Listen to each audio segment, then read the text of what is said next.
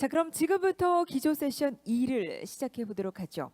오늘 세션 중에도 여러 번 언급을 또 해주셨지만 AI 기술의 눈부신 발전, 그 이면에는 위협적인 요소들도 분명 있습니다. 인간의 얼굴이나 목소리를 복제하거나 혹은 인간의 영역을 아주 모호하게 침범하기도 하는데요. 때문에 이 AI 개발 속도를 좀 늦추고 또 가이드라인을 좀 정립해야 한다라는 목소리도 나오고 있죠. 그런 의미에서 이번 순서 AI에 대해서 논의를 하면서 꼭 한번 짚어봐야 될 주제가 아닐까 생각이 듭니다. AI와 인간의 공존을 위한 법과 규제라는 주제로 AI 규제와 규범에 대해서 짚어보고요. 또 합리적 통제 시스템을 어떻게 모색해 나갈 수 있을지 함께 의견을 나눠보도록 하겠습니다. 자, 이번 세션은 박상철 서울대학교 법학전문대학원 교수께서 좌장으로 함께해 주시겠고요.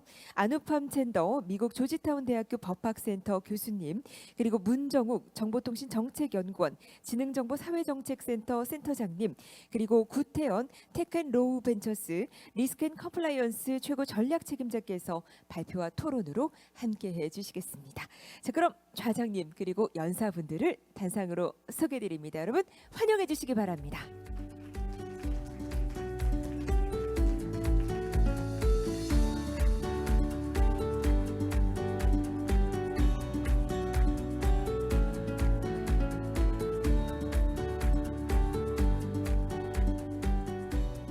그럼 저는 마이크를 좌장님께 넘기도록 하죠. 부탁드립니다.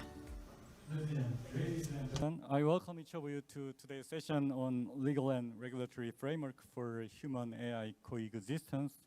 I'm Sang-Chul Park from Seoul National University, having the privilege of moderating this pivotal discussion scheduled to run until 5:30 p.m.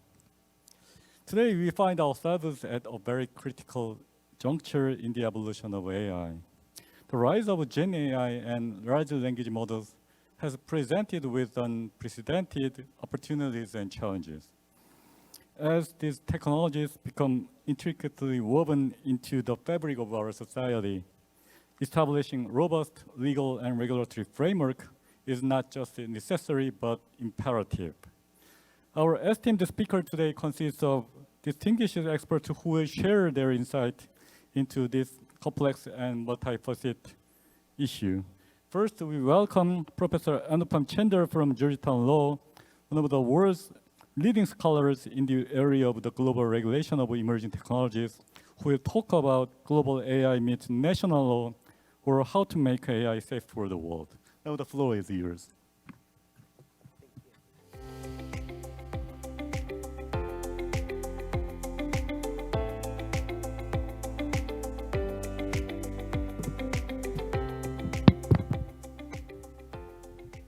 안녕하세요.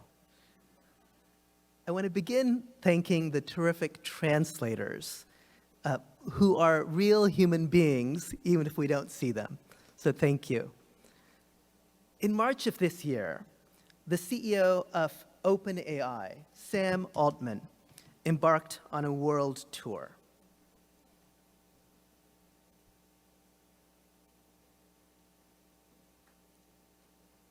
Here it is. He started a dizzying journey across the world, 17 cities, every continent but Antarctica. He announced the trip on Twitter, of course, then Twitter, and a commentator suggested a name, Sama World Tour. Another commentator followed up with a mock t-shirt commemorating this as a rock and roll journey. But Altman's tour was not just the travels of a rock star. He had serious business to attend to. And of course, he came to Seoul. He recognized that his company's very existence depended on the goodwill of regulators across the world. After all, his company's main product, ChatGPT, had already been banned in Italy, at least temporarily.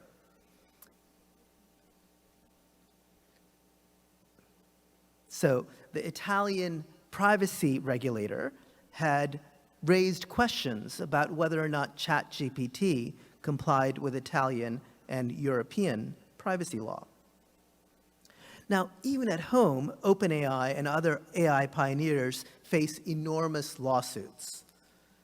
A few lawsuits accuse AI companies of using copyrighted work without permission to train the models. Given that these models train on thousands of books and that statutory damages run at $150,000 per copying for any intentional infringement, this could end up in billions and perhaps even trillions of dollars.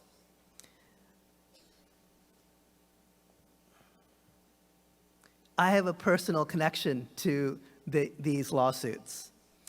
My last book, The Electronic Silk Road, was one of the 183,000 books used to train some of the most prominent AI models. So as a professor, my goal is to teach.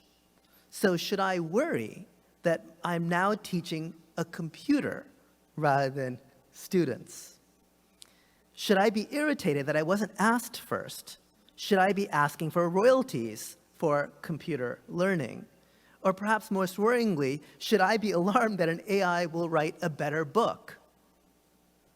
In truth, I'm actually glad that my thoughts will help guide an AI in the future. After all, I think about how I would feel if the AI had ignored me entirely. And it's not only OpenAI that's running into trouble. Google's Bard search engine delayed its entry into the European Union because the Irish Data Protection Commission sought more information. Google, whose scientists invented the T in ChatGPT, the transformer model, had been working on large language models for many years internally, even causing one of its employees to quit the company last year so he could come out and tell the world that Google had created artificial sentient life. Google now found itself racing to catch up to OpenAI by releasing its own large language model to the world, or at least part of the world. We're moving into a world where AIs may need permission to enter into new countries. But let me pause to tell you a little bit about the power of this AI, just by using an example. Here is a picture created by AI that was then examined by AI. ChatGPT now has the ability to see the world, to explain what it is seeing. And this is the remarkable description of this remarkable image. You're looking at a photo of a dog dressed in a UPS, United Parcel Service, themed outfit, complete with a UPS cap. The dog appears to be a breed with curly or wavy fur, possibly a doodle breed or a similar type, and it goes on. So, remarkably comprehensive description of a chaotic scene. I was curious whether or not this was an accurate description of the breed of the dog, because I myself have a doodle. And so here you can judge for yourself whether or not the characterization of this dog as a doodle is correct. I'll show you my own doodle. So I think that's pretty good, right? So I want to talk a little bit about the fact that possibly these systems, which are becoming immensely powerful, including the power to describe what they see in intricate detail, need to now comply with various laws across the world. Will AI need a passport to travel as it moves from country to country? I want to make 6 points about why and how to regulate AI. So the first thesis is this: AI may be rolled out globally without proper training. And we heard some hints about this during the conversation during the day today. I want to begin with an example that goes back a handful of years. So in 2015, Volvo began testing a feature in its cars that it called large animal detection. Volvos with this feature would automatically identify large animals, thereby avoiding collisions. By the way, this is a serious problem, as I'll show in a second. But when it tried this feature on Australian roads, it realized that the AI didn't recognize kangaroos as large animals because they jumped, unlike any animal that Volvo, which trained its cars in Europe, had seen. Luckily for Australians, Volvo recognized this problem and during testing in Australia before it deployed the feature in its cars. It trained its system on kangaroos in this new environment before rolling out this feature in this new environment. Now, I want to say that this is a really important feature because, in fact, in Australia, there are literally tens of thousands of collisions with kangaroos every year. This is a photo I took of a car with what is called a roo catcher in the front of it. So this is designed for those collisions to push the kangaroo away. That's how commonplace this accident is in Australia. So this AI could be of tremendous benefit if it's properly trained. Volvo acted responsibly, but it is not clear that every company applying AI in new environments will act similarly, responsibly. Today, companies are offering AI tools that help make hiring decisions or approve loan applications or evaluate insurance claims or even help you find a partner. And they're offering these services across the world. We're coming into a world where your credit, your job prospects, your insurance claims, the news you read, and even the dates you go on are determined by faceless computers in a distant land. So AI then has this kind of kangaroo problem. It needs to understand local conditions to work well, to work accurately. But companies have an incentive to roll it out globally as fast as possible. So companies have an incentive to claim the first user advantage, attracting both press attention and venture capital. And because machine learning systems benefit from larger data sets, the opportunity to engage more persons across the globe will tempt companies to apply their systems ever more broadly before they are quite ready. Third, the quality of the judgments will be hard to assess because the firms have an incentive to proclaim the effectiveness of their AI, while individual users cannot amass the overall data necessary to evaluate the AI. So we need regulators to make sure that the AI is locally responsible, that it is locally accurate when it is used. Thesis number 2. AI is already regulated. Okay? So you often hear people saying AI is unregulated. We don't have an AI regulation. Therefore, AI can do anything it wants. But I want to push back against that narrative. AI can harm people without any liability is not actually the case. We should recognize that AI is already governed by law.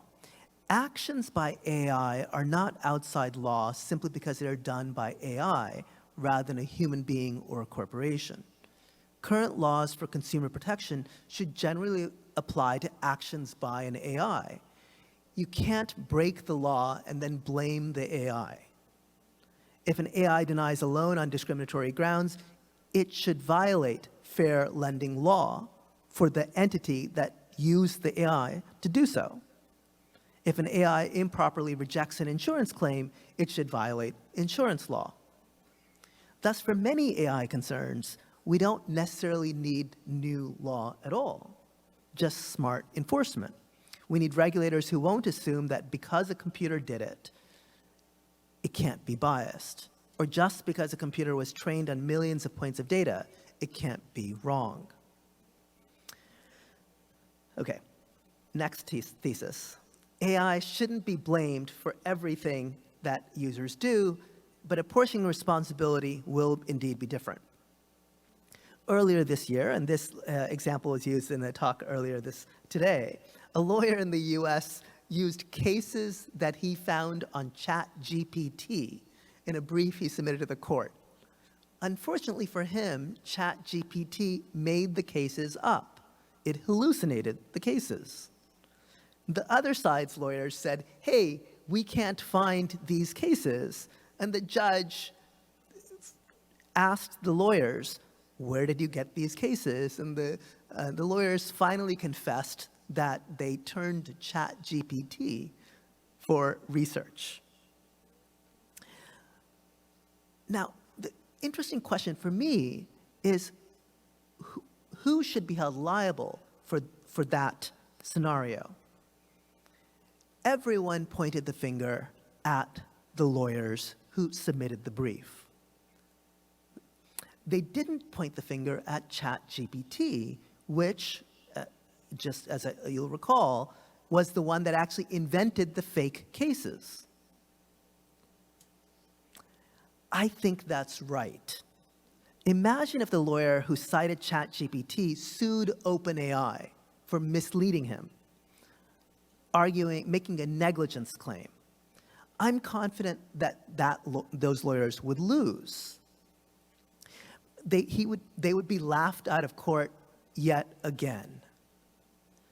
No reasonable lawyer would rely on ChatGPT to do their research for a legal filing or cite cases that they didn't bother to read. ChatGPT is not marketed for legal research. It actually tells you, don't trust what we say. Please double check. So this is part of a difficult question about allocating responsibility between the AI tool and its user when the AI makes the original mistake.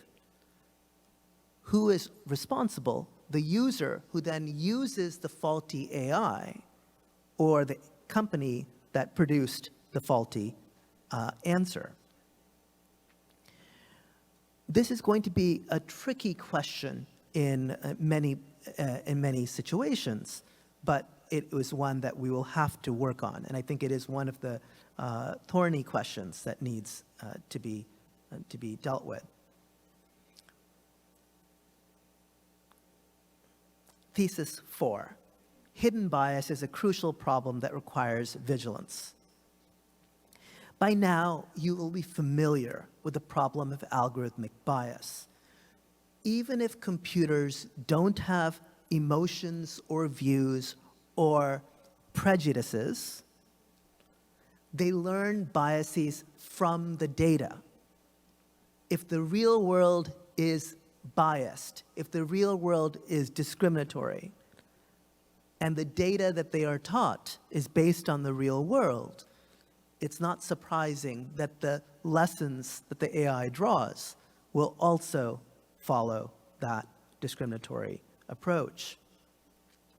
That is, unless it's trained to avoid bias, unless the AI builders are very savvy and try to avoid this. Now, we've heard about this as an HR conference, and so companies like HireVue argue that the AI systems are better than humans on diversity. That is, they do better than humans at human resources, which is a kind of surprising claim, but it's one that we need to evaluate. Regulators need to make sure that these claims are in fact correct, so that the decisions made in society by these powerful systems have integrity. Now, imagine if an AI were to target a particular income group for special scrutiny. Is that a bias we should prevent? Is that a violation of the targeted group's due process rights? But what if I were to tell you that the AI was being used to target rich people? Would you change your mind?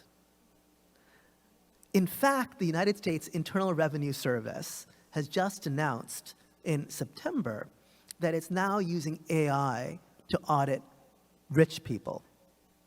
Very large partnerships which produce tax filings that literally are in the hundreds and thousands of pages long. So the AI system can make the tax code fairer by having the capacity to pore through thousands of pages of a single tax filing and find out where rich people are cheating. Thesis 5, we should especially target the new risks that AI raises. When I said that AI is already governed by law, that does not mean that we don't need new law, because it raises new concerns as well. The law wasn't designed and didn't anticipate some of the things that AI can do. Human beings couldn't do these things before, and so now we need to have law that deals with the new kinds of risks that AI raises. And we should revise our laws and our enforcement for these purposes. Perhaps we decide that ordinary businesses shouldn't generally be allowed to use facial recognition on customers, or that personalized political ads are too manipulative, or that AI systems shouldn't help create new biological weapons. Yesterday's new executive order by the Biden administration chooses some of these kinds of issues and tries to have the US government be careful about what kind of AI it is itself buying. Last thesis. AI needs a kill switch. Oh, this is the executive order here. AI needs a kill switch. Nick Bostrom, a professor at Oxford, has a funny but alarming thought experiment. It's called the paperclip apocalypse. Imagine if you're in a paperclip factory and you program its AI to maximize production of paperclips. Perhaps the AI now figures out how to hack systems across the world to obtain all of the world's resources to use to produce paperclips.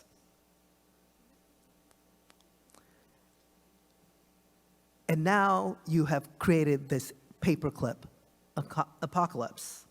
Of course, I used OpenAI's DALL-E to generate these images. Some may dismiss this concern as a distraction, these AI doomsday scenarios, but I do think that we should at least insist on easy ways to shut off AI systems in case they go rogue.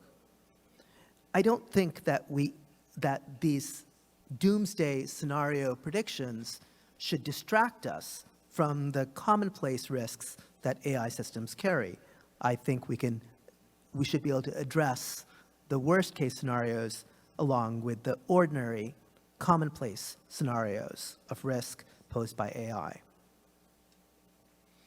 So to conclude, at the end of this month, at the end of November, it will only be 1 year since ChatGPT was made public to the world, or to much of the world, not Italy, as we learned. Will we remember this moment like Prometheus stealing fire from the Olympian gods and giving it to humanity? So I want to return to Volvo, the car company. In 1962, Volvo received a patent for the 3-point safety belt, the safety belt that actually I used when I took the express bus from the Seoul airport to this hotel last night.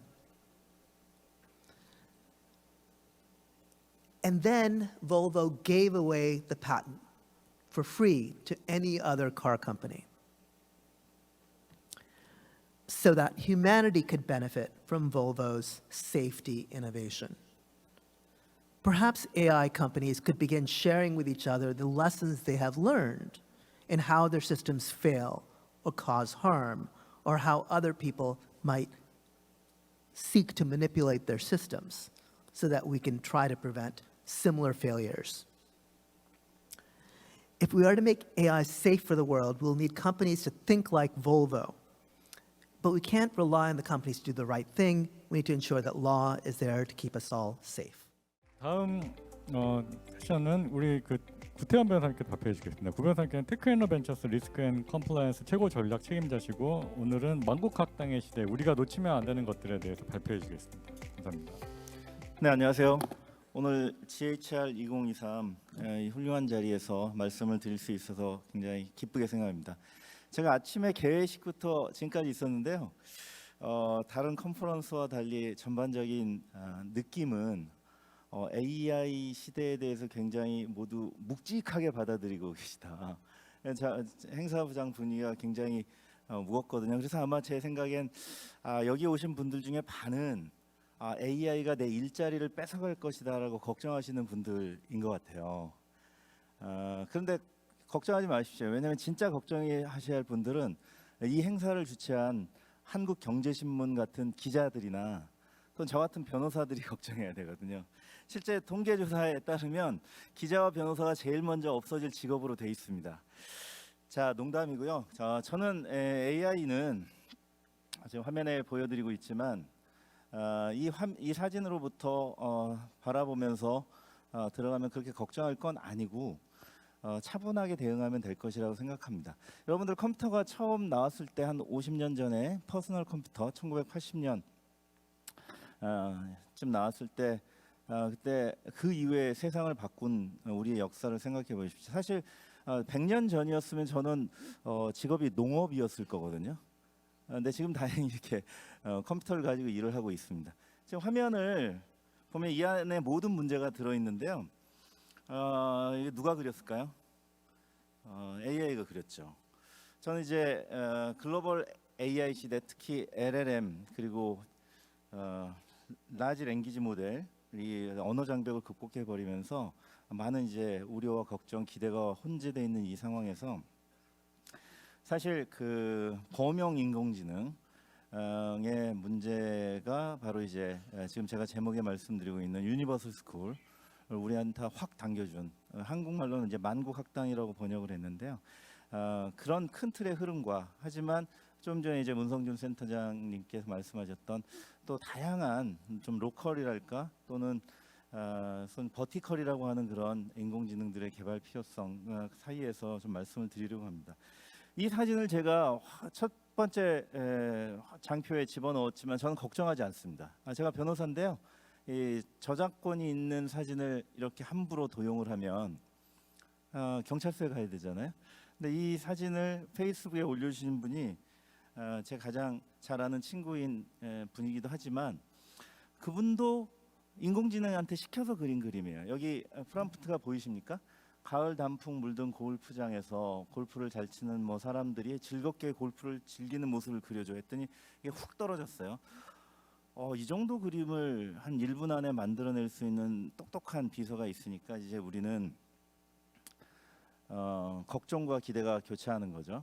사실 컴퓨터의 도입 그리고 인터넷의 시작으로 인해서 우리는 많은 길을 거쳐왔습니다. 우리 사실 알파고 쇼크 한번 충격 받았잖아요. 우리의 이세돌 국수가 알파한테 진 다음부터 이제 우리는 AI 시대를 직감했는지도 모르는데요. 사실 AI를 가로막고 있는 것은 우리 사회에서는 강력한 규제입니다.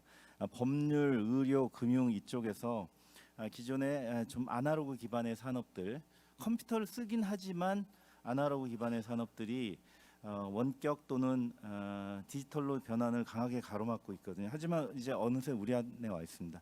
글자가 작아서 잘 안 보이시겠지만 오늘 이 자료를 만들기 위해서 제가 챗GPT한테 몇 가지 시켜봤어요. 유럽으로 7박 8일 일정을 짜줘. 그리고 몇 가지 이제 계속 시켜가지고 원하는 일정을 만들어냈고요. 가고 싶은 나라를 집어넣고요. 그리고 거기에 숙박업소를 추천해줘. 그다음 마지막에 이거 너무 마음에 들어. 이 일정대로 모두 예약해줘 라고 했더니 아직은 예약을 하지 못합니다라고 말합니다. 근데 올해 3월 24일 오픈 AI가 발표했죠. 플러그인이라는 걸 발표했는데요. 곧 이제 이렇게 검색된 결과 관광지, 호텔, 여행, 항공수단, 숙박, 이동수단 등에 대해서 모두 이제 실시간 예약이 가능한 그런 플러그인들을 발표했기 때문에 지금 아마 준비될 것으로 생각합니다. 우리나라가 얼마나 빠르냐면요. GIST라고 있어요. 저 광주의 GIST. 거기서 AI 프로그램 교육 과정이 있는데요.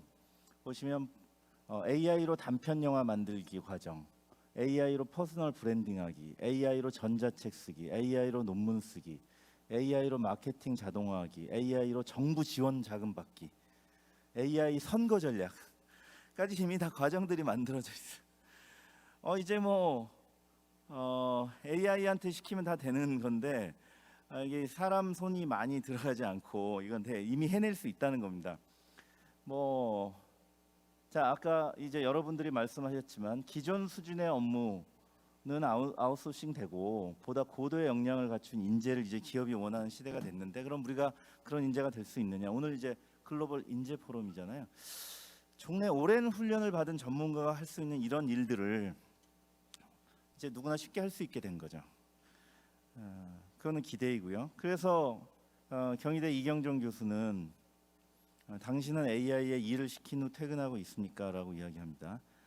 좀 전에 보셨던 AI를 잘 활용하는 사람이 새로운 인재상이고 입니다. 제가 말씀드리고자 하는 건 이런 건 오늘 여러분들이 구체적으로 많이 말씀해 주셨는데 지금 사실 글로벌하게 초거대 AI를 얘기하는 나라는 미국하고 중국 그리고 우리나라뿐입니다. 우리나라는 자랑스러운 네이버가 있죠. 하이퍼 클로버 X라고 내서 그래도 초고대 AI 대열에 서 있습니다. 이 세 나라를 빼면 나머지는 비교할 만한 AI가 없어요. 자, 그러면 종래와 달리 이렇게 글로벌한 교육을 책임지고 인재를 양성시키고 또는 일상생활 사업까지 아주 똑똑한 보조자가 되는 그런 AI들이 독과점이 된다면 굉장히 걱정할 만한 문제가 생기겠죠. 문화적 다양성이나 데이터 주권, 프라이버시 차원의 바람직하지 않은 문제가 생길 것 같습니다. 그래서 한편으로 이제 그걸 예방하기 위해서 노력하는 진영이 또는 그런 논의들이 아까 문정욱 센터장님 말씀하신 AI 윤리를 강화해서 그렇게 하자는 것인데요. 잘 아시다시피 AI만 그런 문제가 있습니까? 아까 AI의 문제라고 얘기하는 수많은 차별이라든지 뭐 기타 등등의 많은 문제들은 사람이 더 많지 않나요? 아직 인간 세상도 그런 문제들이 해결되지 않았잖아요. 그럼 인간은 왜 그런 것들을 잘 해결하지 못했죠? 아시다시피 욕심 때문이죠. 그래서 이 교수가 말씀드린 것 중에 자료를 받아서 보시기 바라고요. 어차피 사람들이 모여도 완벽한 의사결정은 불가능했다는 겁니다. 이것을 제가 너무 마음에 들어서 오늘 소개시키고 제 주제로 연결하려고 하는데요. 오른쪽 아래 보시면 AI를 맹신하지 않아야 되고 교육 분야는 상당히 좀 실수를 해도 괜찮다는 거예요. 그래서 교육 분야에서 활용하는 것은 굉장히 좋다. 교육은 검증이기 때문에 인공지능을 잘 활용하는 훈련을 받은 그런 사람들이 훌륭한 인재가 될 것이라는 이 결론은 제가 굉장히 공감하고 있고요. 그 말씀은 뭐냐면 AI를 아무리 훈련시켜도 그 AI의 소유자가 선하지 않으면 선한 AI가 나올 리는 없잖아요. 근데 아시다시피 오전에 기조 발표해 주셨던 분이 AI는 $1 트릴리언 비즈니스다. 실제 오픈 AI의 전기료가 1년에 2조 원이 든다는 이야기가 있어요. 우리나라 네이버도 감당 못할 수준입니다. 그런 게임이 펼쳐지고 있는 것이거든요. 거기서 이제 우리는 어떻게 해야 되는지에 대해서 좀 말씀을 드리려고 하고요.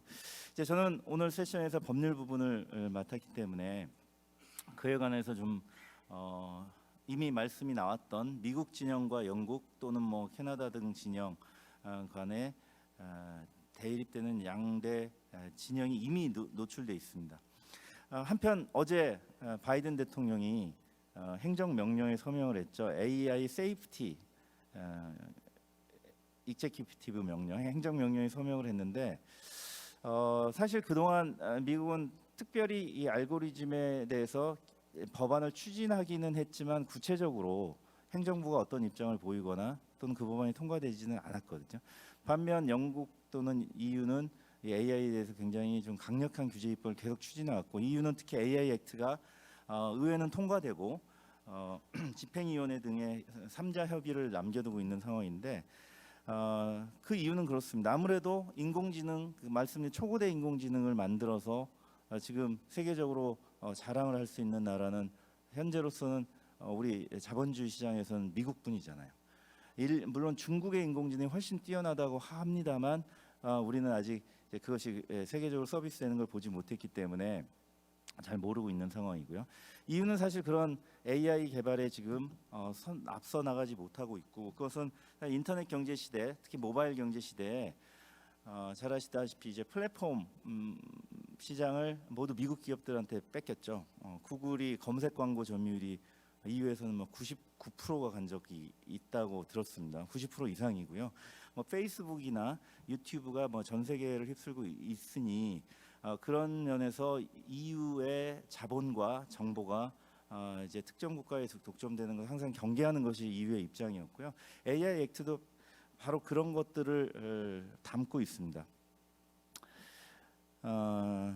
자세히 보시면 이제 여러 가지 규제들을 많이 담고 있는데요. 이 표로 말씀드리겠는데, 아예 unacceptable, 허용할 수 없는 위험을 가진 인공지능을 상정을 하고, 그 다음에 고위험, 그 다음에 제한적인 위험, 그 다음에 낮은 위험으로 나누어서 규제 수준을 달리하고 있는데, 사실 이러면은 자국의 AI 산업의 발전에 지장을 주지 않을까 하는 것들을 unacceptable로 많이 넣고 있어요. 대표적인 예가 범죄 예측 같은 건데요. 공공에 있어서 범죄 예측을 하는 인공지능 같은 건데, 뭐 여러분들 보시면 옛날에 마이너리티 리포트 같은 데서 디파트먼트 오브 프리크라임, 이제 범죄 예방부라고 번역할 수 있겠는데, 거기서 예지자인 사람 3명이 5분 후에 발생할 살인 사건을 예측을 해서 빨간 공에다가 이름을 새겨서 딱 떨어뜨려 주면 이제 탐 크루즈가 헬기를 타고 날아가서 살인 직전에 이제 범죄자를 잡아오는 그런 영화가 있었잖아요. 이런 거는 EU에서는 금지라는 겁니다. 근데 우리 같은 경우 작년에 강남구의 논현동의 골목에서 어떤 암호화폐 투자를 했던 여성분이 막 강남구의 도로에서 밤중에 납치를 당해가지고 살인 사건이 발생한 적이 있잖아요. 강남구는 전국에서 가장 CCTV가 많다고 하는 안전한 지역으로 알려져 있었어요. 거기서 그 수많은 CCTV 속에서 사람이 질질 끌려서 차에 납치가 되는데 어떤 CCTV도 그것을 112에 알려주지 않았거나, 또는 잘 아시는 통합방재센터인가요? 통합관제센터에서도 어둡다 보니까, 어두운 골목이다 보니까 그걸 예방하지 못했던 것. 이런 거 정도는 좀 막아줘야 되는 거 아니야? 사람이 계속 쳐다보다가 잠깐 화장실 갔다 오면 놓칠 수 있으니까 그런 거 인공지능이 돌아가면서 112를 현장에 출동시키는 정도 해줘야 되는 거 아니야? 아까 마이너리티 리포트에서 나왔던 프리크라임 같은, 그거는 그 영화상에서도 일반적인 범죄를 모두 그렇게 예방하지 않고 살인죄, 사람을 죽이는 범죄에 대해서만 그렇게 5분 전에 미래의 범죄자를 예측해 주는 걸로 영화에 그려지잖아요. 그런데 사람을 납치하는 것은 굉장히 살인이 발생할 높은 위험이 있기 때문에 그 정도 해줘야 되는 거 아니야가 저의 개인적인 생각인데, 여러분들 어떤지 모르겠습니다. 근데 실제로 미국에서는 판결에 이미 이 범죄자의 재범 가능성을 인공지능을 이용해서 평가를 해서 판사가 양형에 반영하고 있습니다. 이와는 정반대에 있는 거죠. 이 과정에서 이제 우리가 어느 쪽 입장을 취해야 될지가 사실 규제 관점에서는 문제인 거고요. 만약에 지금처럼 EU가 범죄 예방이라든지 특히 공공행정 영역에 AI를 사용하는 것을 금지하는 입법이 통과된다고 하면 EU에서는 그런 행정 AI, 특히 국민을 상대로 어떤 불이익을 줄 수 있는 측면으로 AI가 작동하는 것은 금지가 되기 때문에 그와 관련한 산업이 전혀 발전할 수가 없는 거죠. 마치 개인정보보호법이 이제 개인정보 유통을 가로막아서 맞춤형 광고라든지 또는 일반적인 실생활 AI 발전을 가로막는 것과 마찬가지입니다. 이런 게 이제 EU의 입장 방향입니다. 또 한편 EU는 이미 통과시킨 DMA, 디지털 마켓 액트라는 것 가지고 이미 게이트키퍼들을 지정하고 있습니다. 이 게이트키퍼들을 보면 벌써 6개가 지정이 되었는데요. 대개 보시면 다 전부 다 한 개 빼고는 미국 기업이고, 바이트댄스 우리 잘 아시는 틱톡 중국 거 하나죠. EU에서도 이미 바이트댄스가 지배적인 사업자라는 얘기인데, 이 게이트키퍼는 엄청난 이제 규제들을 받게 되는 거거든요. 이 법이 시행된 이후에 LLM이 나왔기 때문에 여기 아직 미국의 LLM이 들어가 있지 않은 거예요. 우리 인공지능이 내년이나 후년쯤에는 이 게이트키퍼로서 시장, 우리로 치면 뭐 시장 지배적 사업자 정도나 될까요? 그런데 여기에 이제 오픈 AI가 들어갈 수도 있고, 또는 뭐 저기 구글의 바드가 들어갈 수도 있는 거죠. 자, 이런 식으로 이제 강력한 규제 정책을 취하면서 플랫폼 기업 또는 AI 기업들의 강력한 규제를 취하고 있는 EU의 입장입니다. 근데 그 이유는 제가 밑에 써놨습니다만, 단연코 미국의 IT 대기업, 특히 AI 대기업을 포함해서 EU의 시장을 지배하고 있는 미국 기업들을 견제하는 목적이라고 많은 분들이 이야기하고 있고요. 그 이유는 이렇게 시장이 AI 또는 플랫폼 기업에 의해서 지배를 받으면 데이터가 일단 모두 장악이 되겠죠. 빠져나가고, 그리고 그 서비스에 지불되는 비용도 모두 빠져나가기 때문에 데이터와 자본 모두의 열세에 취하기 때문인 것으로 이렇게 알려져 있습니다. 우리는 좀 전에 문 센터장님 말씀하셨던 AI 윤리와 관련해서 이제 문제가 되는 것들을 잘 다지고 넘어가자. 규제 이전에 규범 형태로 또는 가이드라인 형태로 논의하는 측면이 있다는 것은 말씀을 이미 드렸고요. 그러면서 그렇게 윤리적인 측면에서 AI 부작용을 보완하면서 AI 산업을 육성시키자는 게 우리의 전략인데, 사실 우리도 지금 AI 인공지능 기본법안이 논의가 되고 있습니다. 국회 가방위에서 올해 2월 달에 통합대안이 통과가 됐고요. 지금 현재 이제 계속 소위에서 통과됐습니다. 소위에서. 그래서 과방위 본회의에서 지금 논의가 진행 중인데, 이 법안에도 이미 EU식의 고위험 인공지능에 대해서 규제를 넣고 있어요. 다만 EU처럼 고위험 인공지능은 아예 도입이 금지되거나 개발이 금지되는 그런 수준까지는 아닌데, 지금 현재 국회 본회의의 논의가 진행 중인 것을 보면 이제 그런 논의들을 계속 이야기하고 있는 거죠.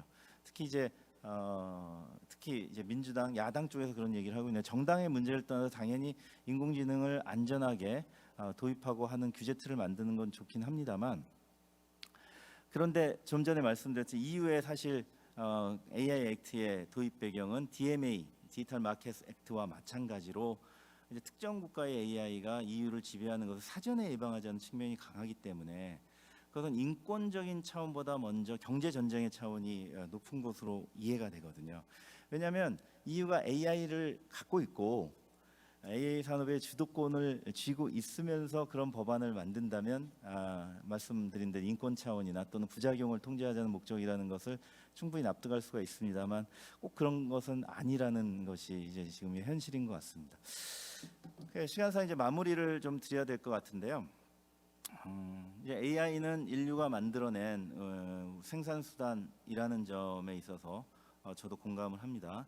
그리고 아직은 그렇게 걱정할 것 같지는 아니라는 생각이 들고요. 왜냐하면 이렇게 이제 전 세계에서 AI의 바람직한 작동을 위해서 윤리 규범도 제정하고, 또 한 일부 국가에서는 아예 금지하는, 특정 영역에서 금지하는 입법도 만들고 하는 식으로 인류가 굉장히 기민하게 대응하고 있거든요.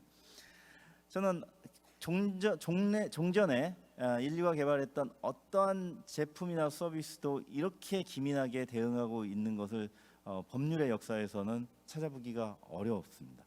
인터넷이 도입됐을 때 또는 컴퓨터가 세상에 처음 나왔을 때 규제가 이렇게 나온 적은 없었어요. 그러진 않았어요. 인터넷도 지금 우리나라에 도입된 30년에 걸쳐서 서서히 또 산업이 충분히 성숙해 가면서 또 특히 뭐 통신 5G까지 오면서 초고속 인터넷으로 우리가 엄청나게 편리한 서비스를 마음껏 누리면서 전자상거래가 막 미국의 나스닥에 상장하는 쿠팡이 나오고 막 이러고 있는 상황이잖아요. 네이버를 키워내고. 그러면서 규제들을 서서히 만들어 온 것인데, 그래서 AI는 이렇게 아직 제대로 된 AI가 우리 눈에 보이기도 전에 전 세계적으로 논의를 하고 있기 때문에 우리가 걱정하는 많은 문제들은 충분히 통제 가능할 수 있다라고 생각이 들고요. 거기서 우리가 이제 놓치지 말아야 할 것은 바로 지금 말씀드린 한 5가지 관점이라고 말씀드리고 싶습니다. 가장 중요한 게 우리도 초거대 AI를 가지고 또 아까 말씀드린 버티컬 AI랄지 이런 로컬 AI 또는 소규모 AI를 좀 가지는 나라가 되어야 되겠다는 거예요. 지금 이게 글로벌 컴플라이언스이긴 합니다만 이것은 우리 한국뿐 아니라 특정 국가를 제외한 전 세계 모든 나라가 함께 하고 싶은 말일 거예요. 이제 왜냐하면 아까 말씀드렸듯이 이제 특정한 AI로 우리가 자녀들을 교육시키고 그 툴을 가지고 우리가 일상생활을 영위하게 될 거잖아요. 근데 그 속에 우리의 고유한 문화가 전혀 반영되어 있지 않고 사회적인 정서가 전혀 반영되어 있지 않은 순수한 외국의 정서를 갖고 있는 그런 AI로 자녀를 교육시키게 되고 우리가 일을 하게 된다면 굉장히 우려할 문제가 많이 생기기 때문입니다. 그리고 지금 AI가 이제 서서히 한 10년 단위에 걸쳐서 일자리에 영향을 미치게 될 텐데 그것이 만약에 고급 일자리는 AI 보유국으로 넘어가고 AI를 보유하지 않은 나라에는 좀 낮은 질의 일자리만 있게 된다면 이제 국가 간의 갈등이 심해질 거란 관점이고요. 그래서 AI 강국이 된다는 점은 정말 우리도 바라는 바이고 그래서 더욱더 좋은 일을 하고 싶은데요. 여기에는 이제 데이터 규제 등 EU에서 실패한 많은 것을 우리는 되풀이하지 말았으면 하는 관점이 있습니다. 좀 전에 이제 문화 다양성 관점은 이미 말씀드렸고요. 그 다음에 이제 AI로 경제가 전환하는 것이 지금 우리가 굉장히 탄소 중립을 실현하기 위해서 많이 노력을 하고 있는데 아까 잠깐 말씀드렸지만 초고대 AI가 어마어마하게 많은 전기를 소모한다는 것이잖아요. 그것 말고도 많은 일들이 벌어질 것 같은데 IoT가 증대된다든지 해서 지금보다 우리가 약간의 편의를 위해서 수많은 자동화된 서비스를 받는데 그건 결국 이제 전기의 사용이나 기후 온난화를 더 심화시키는 방향으로 갈 수도 있거든요. 기후 위기 관점에서는 아직 AI와 연계성을 많이 논의하지 않고 있는 것 같은데 특히 우리는 2030 제로백 이런 걸 달성해야 되기 때문에 굉장히 중요한 관점일 것 같고요. 무엇보다도 오늘 인재 포럼이기 때문에 이 좋은 일자리를 우리가 확보하기 위한 AI 정책은 정말 기묘한 것 같고 그래서 이거는 굉장히 중요한 것인 게 우리가 고유하고 강력한 경쟁할 만한 AI를 갖지 못하고 그것을 잘 활용하는 수준에 머물게 된다면 아마도 제 생각에 좋은 일자리를 많이 잃고 따라가야 하는 입장이 될 것 같아서 그렇습니다. 네, 이상으로 제 말씀 마치도록 하겠습니다. 감사합니다.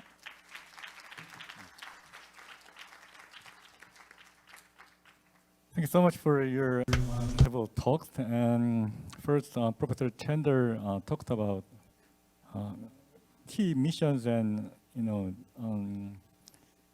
agenda that you should consider to not only adapt existing regulations but also cope with incremental challenges that AI induces. And it was really touching that we should prepare something like a safety belt to be able to move quickly, not merely coping with safety, but to just go quick. We should eventually prepare very appropriate safety regimes. And Professor Dr. Moon, introduced some extensive explanation about the effort made so far to prepare laws and regulations and self-regulations to make more AI more safe and also facilitate innovation in Korea. And Mr. Koo introduced several jurisdictions regulatory moves and focused on some pro-innovation and more balanced approach to make AI not only safe but also usable and facilitate innovation. So I have in this context I have several common questions to be answered by each of you. Would you please answer in the order of presentation? Professor Chandler, Dr. Moon, and Mr. Koo. So the first question is about Gen AI.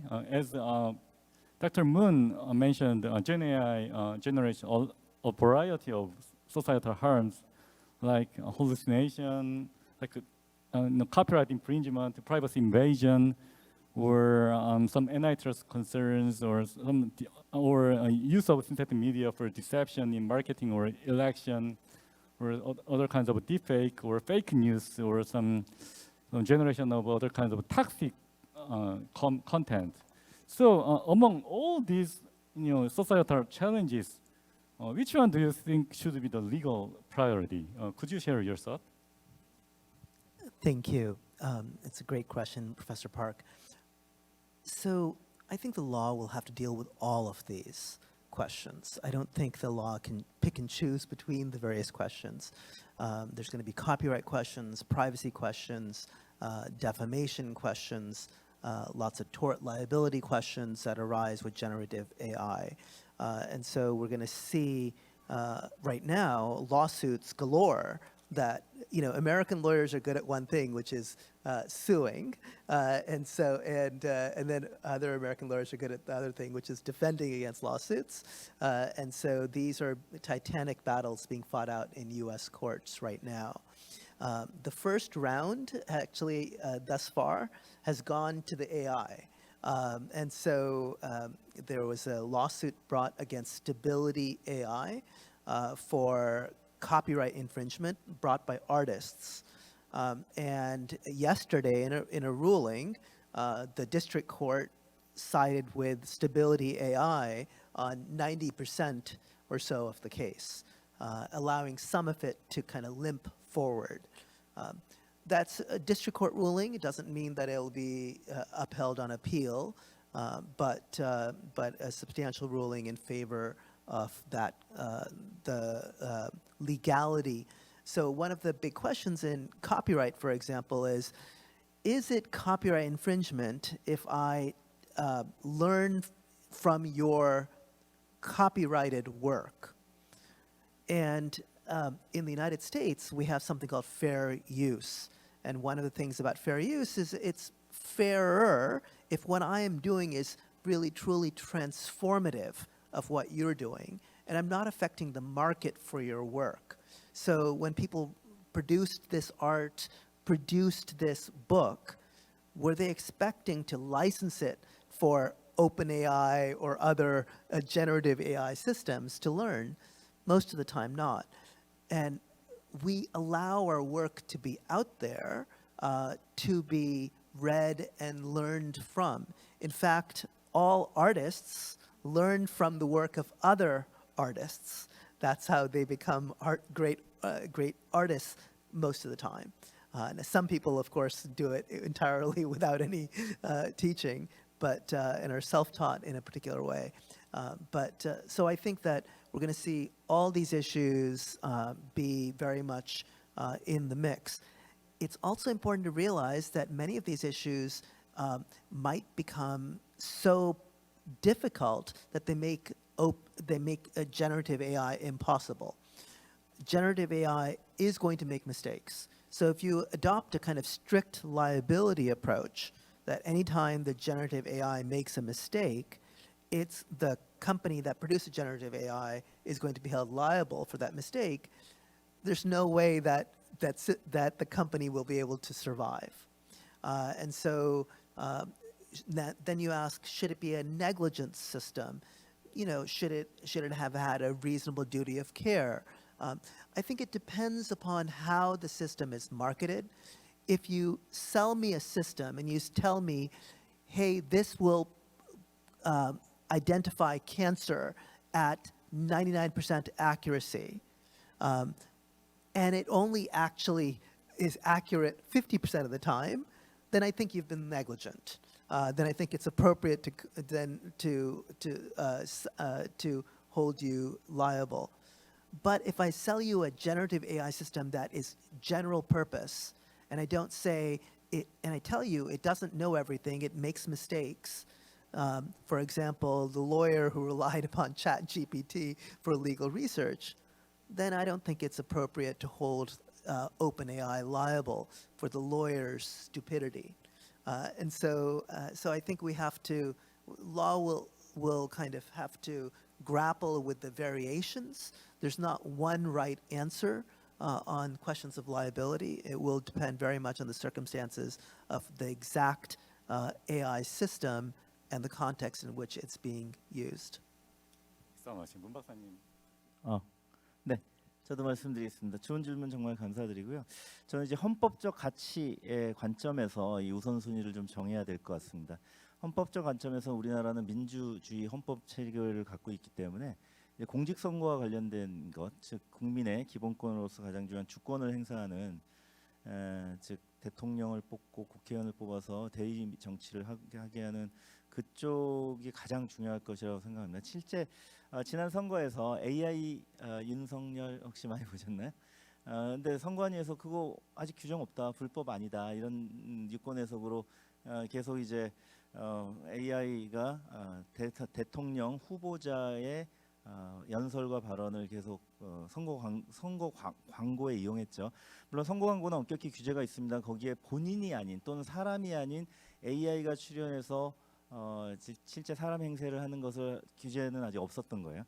근데 이제 다음 선거에서는 적절한 규제가 좀 있어야 되지 않을까 싶습니다. 만약에 그것이 일상화된다면 우리가 둔감해지고 그러다 보면 이게 정식 선거 규제를 받은 광고인지 아닌지 헷갈리기 시작하고 뭐 특히 요즘에 숏폼 형태로 많이 돌아다니다 보면 굉장히 오해와 또는 부작용이 많아질 것 같고 그것이 국민의 선거권이라는 기본권에 미치는 또 적정한 정부의 수립이라는 기본권에 미치는 영향이 매우 클 것 같습니다. 그다음에 이제 나머지 문제 중에서는 역시 편견 또는 혐오와 같은 소위 우리가 싫어하는 차별적인 가치가 그 다음으로 매우 중요할 것 같고요. 이런 스피치, 헤이트 스피치나 이런 것들을 AI를 이용해서 확산하면 그것은 빠른 규제로 적절한 대응을 하지 않으면 깨진 유리창의 법칙처럼 굉장히 사회적 가치가 많이 훼손될 것 같습니다. 다음에 이제 저작권 침해 문제는 저는 상대적으로 좀 우선순위가 낮다고 생각하는데요. 왜 그러냐면 음악 산업의 발전을 예로 들면 음악을 많이 들어주고 이용해 주는 것이 결국 음악 시장을 확대시키는 데 기여했다라고 볼 수 있기 때문이거든요. 그래서 요즘에 이제는 그걸 잘하는 요즘에 신세대 아이돌들은 공연장에 와서 스마트폰으로 공연을 찍는 것을 막지 않아요. 옛날에는 공연장에 스마트폰 다 검색하거나 카메라 못 갖고 들어가게 했었잖아요. 근데 이제는 막지 않고 오히려 그런 것들 유튜브에 올리는 것이 자기들의 인기 유지의 비결이라는 것을 알고 일부러 허용을 합니다. 그런 식으로 저작권 문제는 너무나 모든 행위가 저작권을 침해한다는 관점으로 본다면 이 학습을 통한 AI 개발이 어렵기 때문이거든요. 실제로 일본은 이미 2019년에 TDM, 텍스트 데이터 마이닝을 전면적으로 허용했습니다. 인공지능 국가로 지금 도약하고 있거든요. 우리는 아직도 그 법안이 국회에 있습니다. 정부가 결단을 빨리 내려주셔야 할 것 같은데 왜냐하면 이미 LLM 다 나와서 다 이제 3, 4 뭐 나가고 있는데 우리는 아직 제대로 서비스를 하고자 하면 바로 이 저작권 문제에 걸려서 제대로 못하고 있기 때문이고요. 개인정보 보호 문제는 우리는 특히 우리나라의 LLM을 가로막는 가장 큰 문제가 개인정보 중에 비실명 정보까지 모두 개인정보라고 해서 뭐 차량 번호, 휴대전화 번호 그리고 누군지 알아보기 어려운 사람의 모습 이런 것도 전부 그냥 개인정보로 하는 바람에 인터넷을 통해서 데이터를 수집할 수 없는 것이 사실 초거대 AI를 가로막고 있기 때문이거든요. 생각해보시면 결론으로 말씀드리면 실리콘밸리 오픈 AI라는 스타트업이 챗 GPT를 만들어냈습니다. 어떻게 가능했겠어요? 미국은 인터넷에 데이터를 긁을 수 있기 때문이거든요. 그래서 AI 보유국이 되고 있는데 우리는 반대로 그럴 수 없거든요. 철컹철컹입니다. 이 문제는 좀 심각하게 논의할 기회가 있으면 좋겠습니다. 감사합니다. Thanks so much. So everybody agreed that this is not about picking and choosing a specific issue, but we need some more balanced and coherent approach, especially in the context of copyright or some other issues that need some more balancing and some more comprehensive view about the interest of others and those who want to access to it. So the next question is about job displacement, because this is about global HI forum. I cannot help asking this question. Although Professor Mr. Koo warned against overscaring the audience, many people think that AI in this job displacement is inevitable. So this might necessitate some talks about how to restructure our tax system or wealth distribution system. So and About 2 years ago, Sam Altman, in his blog titled "Moore's Law for Everything," argued that the current income tax system will not work any longer due to huge job losses, and we instead need some kind of asset taxation system, and we should, for example, tax about 2.5% per annum on large language models or real estate to raise some redistribution fund and to use that fund to distribute wealth to the people. So what are your thoughts about that? So I do think that job displacement is going to be one of the critical questions, because as we see these models become more and more powerful, there will be occupations, perhaps like mine, lawyering, that are subject to displacement. At the same time, I want to say that a lot of what we're going to see with AI is productivity gains, that each of us will become more productive. This is the human and machine working together, just like the computer gave us a lot more capacity and did lead to some displacement. I mean, the secretarial pools have dwindled. Word processing used to be a separate function in law firms. There would be a whole pool of word processors, people who would type at the law firm I worked at. And obviously before that, typists and things like that, all of those were eliminated. But what we saw was the economy shifting in different ways. And I think just as there are jobs being lost, there will be jobs that are gained. And so what I think about is, for example, when I used DALL-E or the image generation systems, what I'm doing, and I'm using this for teaching purposes, I will produce an image for my class that I would never have tried to do before. It will give me a creative power that I never had. And it doesn't actually replace a human being, because I wasn't previously paying an illustrator somewhere to illustrate my notes. I would love to be able to do that, but I don't have the money to do that. And so for us in law, for example, a lot of people have legal issues, but lawyers are too expensive to hire.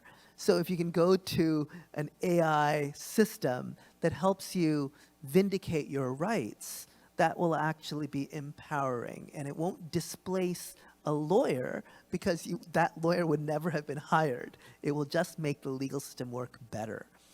So I think in many ways there will be displacement. I agree with you that the tax system will have to make sure that the people who are displaced have something to fall back on. And I think that kind of adjustment process will be difficult. It will affect people. But we're also moving into a world where we don't have enough people to do the work. And so this is a huge constraint on economic growth all over the world, where there aren't enough human workers to do these jobs. We're going to need machines to help us. And the AI systems, I think, will be a key part of that. So I am not alarmed at the future for lawyers, that the lawyers that I train, I am confident they will have a job for a long term. The job will change over time, but I'm confident that there will be a very important need for human lawyering for the foreseeable future. 저는 너무나 중요한 질문이신 것 같은데요. 저는 이제 기술의 발전의 역사를 쭉 보면 1차 산업혁명 이후 지금까지 이제 인류가 드디어 기아와 노동에서 해방되는 시대로 가고 있다라고 생각이 들고요. 제가 너무나 바라고 희망하는 바이긴 합니다. 그 과정에 이제 AI가 등장해서 기존의 일자리를 대체해 나가는 것인데요. 아까 제 말씀에도 드렸지만 컴퓨터가 만들어낸 일자리가 그 없앤 일자리보다 훨씬 많고, 또 방향성은 분명히 보다 더 양질의 일자리였다는 점에서는 좀 더 긍정적인 생각인데, 다만 이제 지금의 AI로 인한 일자리 대체 우려는 AI가 이제 사람의 수준에 이르렀기 때문에 좀 우려가 되는 거죠. 저는 여기 샘 알트만이 오픈 AI라는 회사도 하고 있습니다만 월드코인이라는 회사도 하고 있습니다. 거기서 UBI라고 유니버설 베이식 인컴이라고 세계 기본소득이라는 것을 제안하고 있거든요. 그래서 자기들이 발행한 월드코인으로 UBI를 주겠다는 거예요. 그러면서 한편으로는 또 최근에 안전한 규제를 도입해야 된다고 건의를 하고 있죠. 이번에 세계 AI 세이프티 서밋에 샘 알트만이 또 와서 그 얘기 하실 것 같은데, 그리고서 2.5% 정도 AI세를 도입하자는 얘기를 선제적으로 하시는데요. 사실 좀 비판론자들은 사다리 걷어차기 아니냐. 이제 자기들 뭐 죄송합니다만 뭐 미국의 실리콘밸리가 이제 LLM으로 선도적으로 기세를 잡았기 때문에 그 위험성을 강조하면서 사실 다른 나라들에는 강한 규제를 도입시켜서 선도를 유지하고자 하는 게 아니냐, 이런 안 좋은 시각도 있습니다. 그거는 뒤집어 얘기하면은 좋은 일자리의 문제가 사회 내 특정 사회 내의 문제만이 아니라 국가 간의 문제로 지금 변하고 있다는 말씀도 되거든요. 그래서 저는 좀 고민을 많이 해봐야 될 것 같고요. 저도 여기에 대한 결론은 없고요. 다만 생산 수단인 AI가 우리의 기하와 노동을 해결해 줄 수 있다면 일자리가 없어진 만큼 그 AI로 인해서 많은 돈을 벌어들이는 기업들이 국제적으로 사회적으로 그만한 기여를 해야 된다고 생각하고, 그런 관점에서 좀 해결을 우리가 지혜를 모아 나가야 되지 않을까, 그런 생각입니다. And the last question for Professor Chandler. The foundation models involve multiple stakeholders, like developers, providers, deployers, or end users, something like platforms. But how do you believe responsibilities should be allocated across such a value chain? For example, if an app developer utilizes GPT API to generate some kind of deepfakes or some deceptive synthetic media or something like that, to what degree should the OpenAI be held accountable?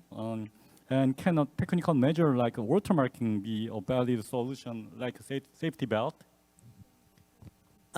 So how do we build these safety belts into the system? I think this is a critical question. In the United States, the companies have been involved in what is called red teaming, which is when they invite outsiders to come in and try to break their systems, to try to fool the systems into doing something bad in an environment where it's just a test, so that if they do those bad things, it doesn't actually cause harm. And I think that kind of red teaming is a critical feature of training and, as what it's described, aligning the models with the values that are important that societies share.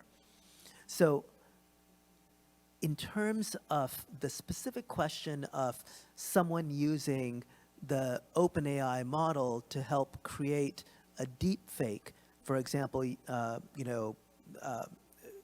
connecting it to a voice system and placing a phone call and pretending to be someone else. Well, to some extent, OpenAI has to imagine how that might happen. And it has to train its systems to look and see, is this person serially generating so many similar phone calls, and does that sound like it might be a scam or some kind of problem? We already have AI systems that are doing this at scale. Those are your spam filters. The spam filters that your email systems use on a daily basis are AI systems that have been trained to do this, to recognize this.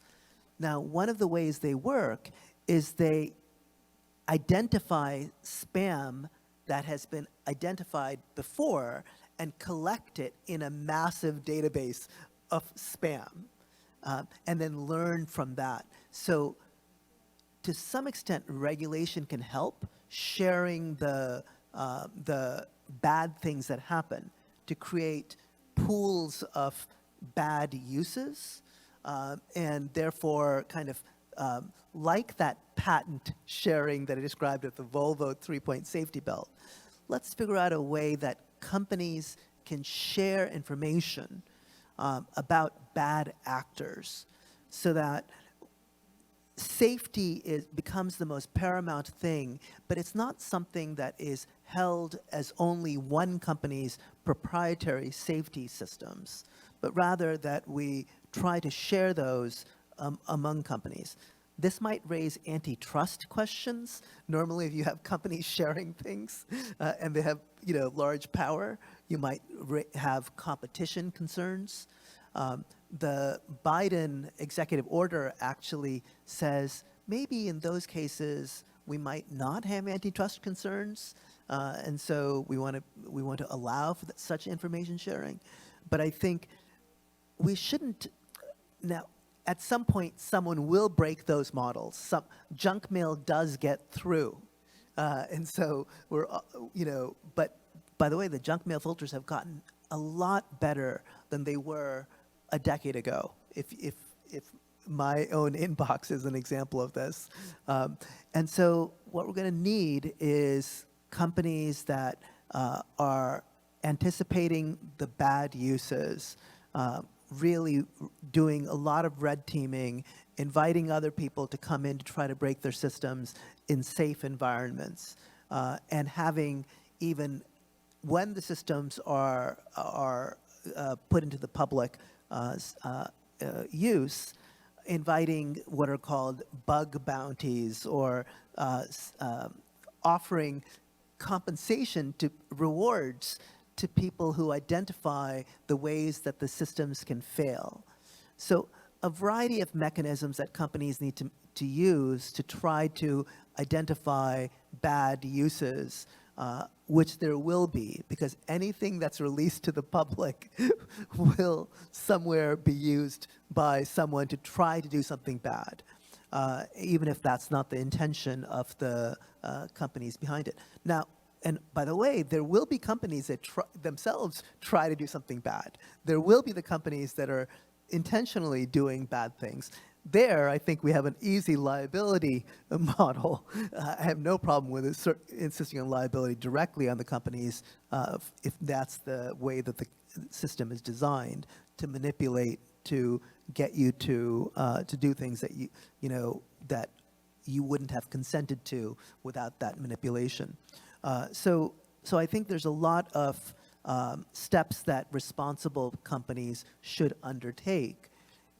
There will be some regulatory apparatus that has to be very clever as to how to incentivize the best kinds of practices without actually dictating exactly what those practices are. So it has to be a light touch to a significant degree. It has to be flexible, and it has to be designed to increase safety, but recognize that all the systems will be broken at some point, and build for resilience as well, recognizing that the systems will be broken. Thank you so much for your amazing talks, and it's time to wrap up. And sorry for failing to entertain several questions from the floor, and probably we can further continue this discussion to eventually make AI safe and benefit the human being. Thank you so much. 함께해 주신 모든 분들께 감사 인사드리겠습니다. 이 AI를 책임감 있게 사용하면서 신뢰할 수 있도록 또 다양한 제언들 더해 주셨는데요. AI가 갖고 있는 여러 가지 단면들을 또 들여다볼 수 있었던 의미 있는 시간이었습니다. 고맙습니다.